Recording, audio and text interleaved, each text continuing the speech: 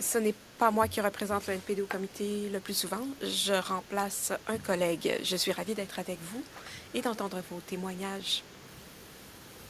Ma première question s'adresse à Madame Hewitt à Kelowna. Je vivais à Penticton. J'espère ne pas être au-delà de la colline, mais je vis de l'autre côté. Je suis ravie d'entendre un témoin de l'Okanagan, même si c'est en vidéoconférence. Chère Madame, vous avez dit des choses très importantes sur la prestation canadienne pour les personnes handicapées. Vous avez dit qu'1,5 million de personnes devraient la recevoir, mais seulement un tiers de ce nombre se qualifie. Et qu'on ne sait pas combien de personnes surmonteront la pauvreté grâce à cette prestation. Vous avez parlé du crédit fiscal pour les personnes handicapées. C'est un crédit très difficile à obtenir et même à demander. Je pense que tous mes collègues du caucus néo-démocrate ont assisté à des ateliers pour essayer d'expliquer aux gens comment demander le crédit fiscal pour les personnes handicapées. C'est très compliqué. Expliquez-nous votre vision de cette prestation.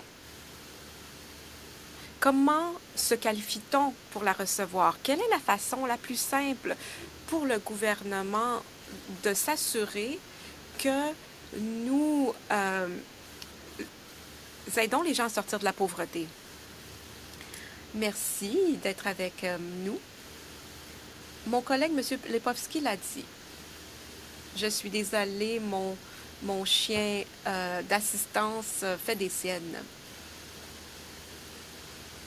La coopération entre les paliers fédéral et provincial existe, mais il existe d'excellents systèmes par rapport au système fédéral, et je parle ici du système provincial, pour aider les gens à faire les démarches et recevoir leur paiement pour personnes handicapées. Nous, comme d'autres organisations de défense des droits et certains gouvernements provinciaux, que quand on fait les démarches, on devrait être automatiquement admissible à la prestation. Bon, le gouvernement est clair. Le seul crédit fiscal est celui qui existe. Bon, mais ça voudrait dire que les gens sont admissibles automatiquement au crédit d'impôt. Ça semble simple